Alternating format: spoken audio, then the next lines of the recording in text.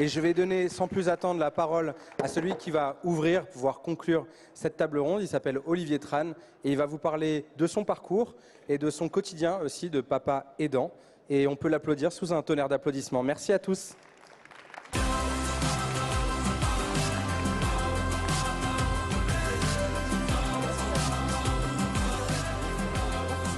Ça marche pas là? Si, ça marche. Bonsoir à tous. Donc Anthony vient de le dire, je suis papa d'un enfant qui est porteur de handicap qui s'appelle Alexandre.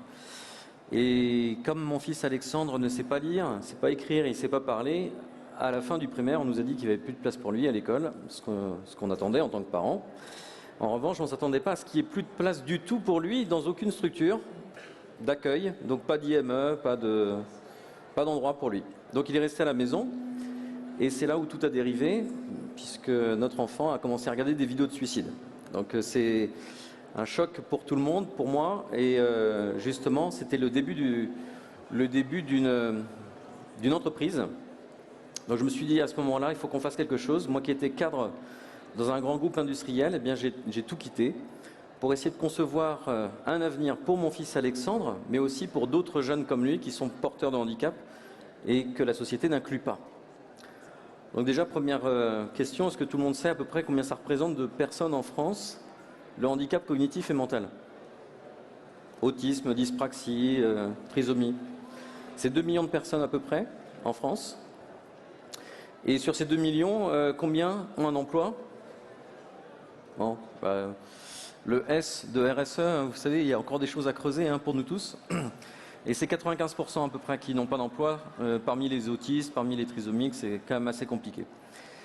Donc, tout un pan de la population qui est exclu de l'apprentissage, puisqu'en fait, s'ils ne savent pas aller à l'école, s'ils ne savent pas lire comme les autres, mais ils en sont exclus. Et donc, tout projet consiste à pouvoir les réintroduire dans notre société, qu'on ne les exclue pas, qu'on puisse leur apprendre un métier et qu'on puisse leur donner aussi une place, un petit rôle à jouer, au milieu de nous, auprès de nous, même sur des salons comme celui-là. Change Now, pourquoi pas avoir des jeunes porteurs d'autisme, de trisomie qui soient là en train d'accueillir les gens, de les emmener quelque part. C'est un peu notre... comment dire? C'est un peu notre responsabilité à tous de donner la place à d'autres qui n'ont pas forcément les mêmes capacités que tout le monde, de pouvoir contribuer, quelle que soit leur capacité. Cette petite utilité qu'on peut offrir aux uns et aux autres, c'est un peu la vie pour nos enfants. Donc la création du projet aujourd'hui, ça s'est matérialisé depuis 3 ans et demi avec 2 structures que j'ai créées. Affûté, qui est une association qui les forme à partir de 14 ans. On va les former aux tâches élémentaires.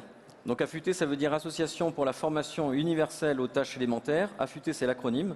Et ça explique ce qu'on veut faire. On veut affûter les compétences de tous ces jeunes-là.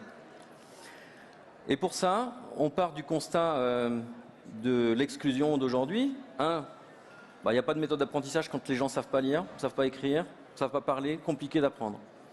2, dans nos entreprises ou dans nos organisations, quelles qu'elles soient, on a peu de sensibilité ou de sensibilisation à la différence.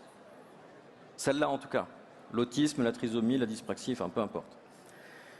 Et 3, justement comme on a l'enfer étant pavé de bonnes intentions, comme on a parqué tous ces jeunes-là d'un côté, dans des structures pour les recevoir, s'en occuper, eh bien justement, il n'y a pas d'interaction entre les mondes des entreprises, des institutions, des organisations et ce monde du handicap.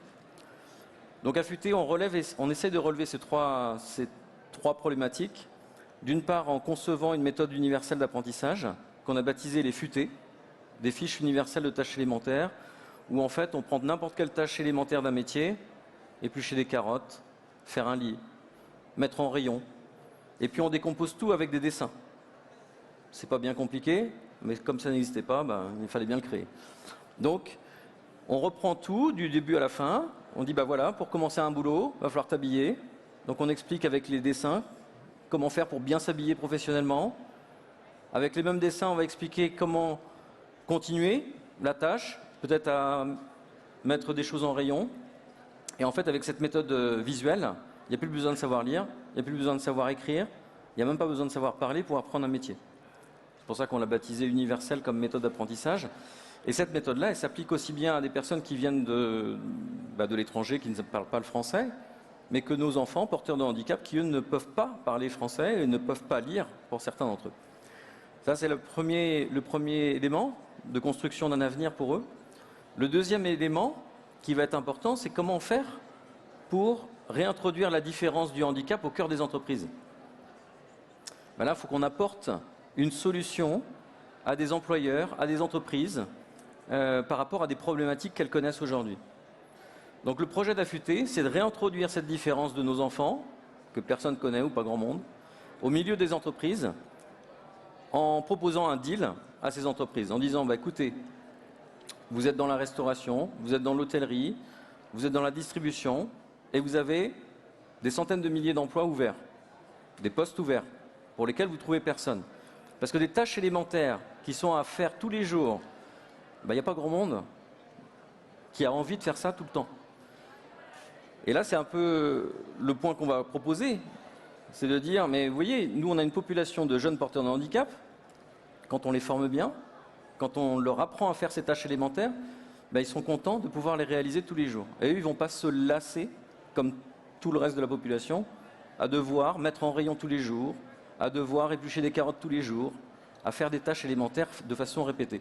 Donc c'est là où on va pouvoir trouver une sorte d'avantage pour des entreprises, de pouvoir suivre ce chemin-là d'inclusion par la formation de personnes qui peuvent être leurs employés demain.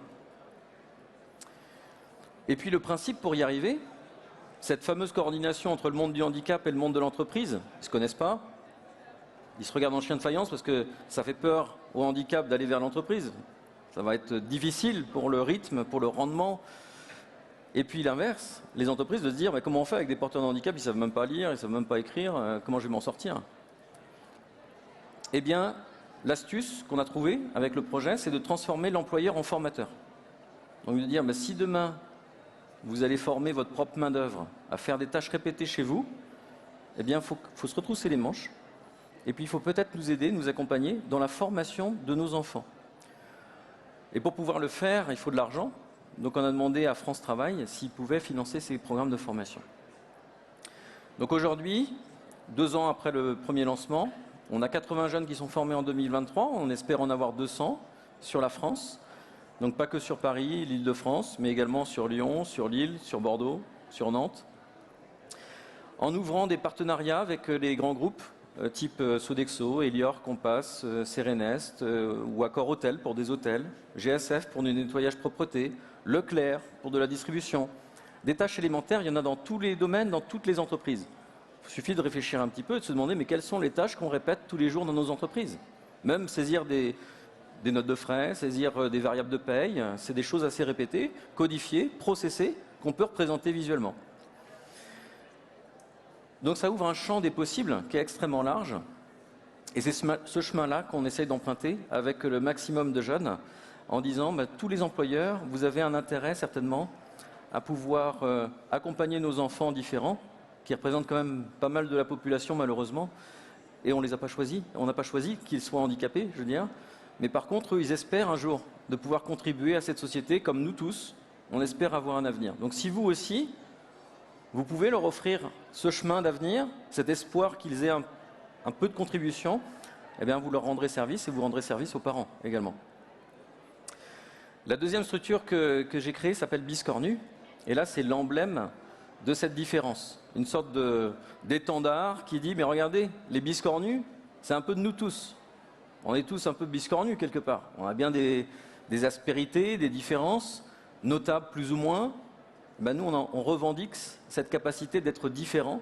Et l'emblème biscornu, c'est dans un traiteur donné, dans un traiteur, de faire le meilleur dans ce métier de la restauration pour démontrer par l'exemple que ces fameux biscornus, ça pourrait être nous, c'est eux, mais ces jeunes-là, qui sont porteurs de handicap cognitif et mental, eh bien, ils peuvent faire le meilleur.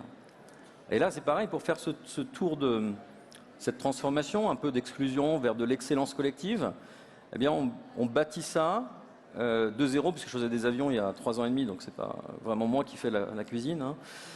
En revanche, on bâtit ça avec plein d'aides, plein de partenariats. Et on demande en fait à des chefs étoilés, meilleurs ouvriers de France, de contribuer en donnant des recettes. Comme ça, cette main tendue, c'est aussi de l'espoir qu'ils transmettent à des jeunes qui n'ont pas la capacité d'apprendre comme les autres, mais qui peuvent exécuter ces tâches élémentaires. Donc si ces jeunes-là, ils peuvent faire des plats préparés de très bon niveau et qu'ils servent avec un bon niveau d'exigence et de service, tout le monde, eh bien c'est une belle démonstration qu'ils sont capables de bosser comme nous tous. Et s'ils peuvent le faire, chez quelqu'un qui ne connaît même pas la restauration, ils peuvent encore plus le faire chez d'autres professionnels dont c'est le métier de faire des hôtels, des restaurants, de faire de la distribution, du nettoyage, etc. Donc cet emblème biscornu, avec une certaine colère, comme je vous l'expliquais, comme mon fils, il était un peu malheureux dans cette situation d'être tout seul à la maison, eh bien il fallait qu'on porte cette étoile la plus vive possible et donc intégrer le maximum d'ingrédients d'écologie également, pour que ce soit eux qui montrent l'exemple.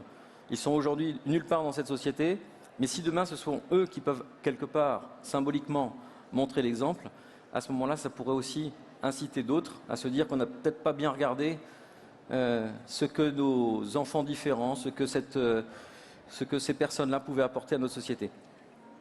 Donc on a intégré, on voulait 100% bio, 100% local, de saison, zéro déchet, donc des verrines en verre qu'on peut fabriquer, qu'on peut emmener chez les clients, entreprises, récupérer, laver et remettre en service après avec de nouveau des recettes dedans. Du local, on doit être le seul traiteur en France à ne pas faire de chocolat.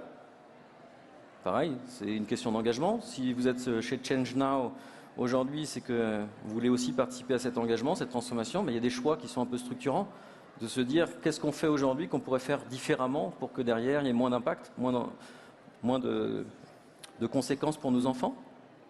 Nous on a choisi comme symbole de dire on ne fait pas de chocolat. Voilà.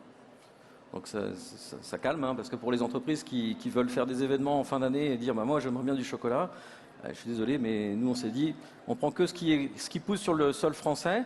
Le chocolat, ça ne pousse pas encore sur le sol français. Ça, c'est un exemple. Mais en fait, il y en a des déclinaisons comme ça pour chaque sujet.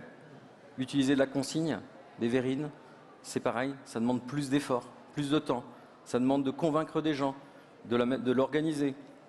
Et ça, je peux vous dire qu'on ne l'a pas encore craqué, ce modèle-là. Et que ceux qui s'y attaquent depuis déjà un certain temps, ils mettent encore du temps pour y arriver. Voilà, donc toute cette ambition du projet, vous l'avez compris, c'est d'essayer de montrer un chemin possible pour des gens extrêmement différents, qui sont très éloignés de l'emploi, de le faire en collectif. Ça veut dire jamais de dire on a une solution, ça peut être plein de solutions qui peuvent se présenter, mais tendre la main à ces jeunes-là, c'est aussi se dire qu'on contribue quelque part à rendre ce monde un peu plus optimiste, un peu plus ouvert, c'est de penser différemment, peut-être avec un peu plus de temps. Mais ce temps-là, finalement, on le gagne si on revient à l'essentiel, c'est-à-dire partager du temps avec les gens qui nous entourent, ces expériences humaines qu'on ne vit pas assez souvent dans les entreprises, au profit du profit. Eh bien, quelque part, ça fait aussi du bien de revenir à ces éléments qui ne sont pas forcément très matériels, mais qui sont plus relationnels.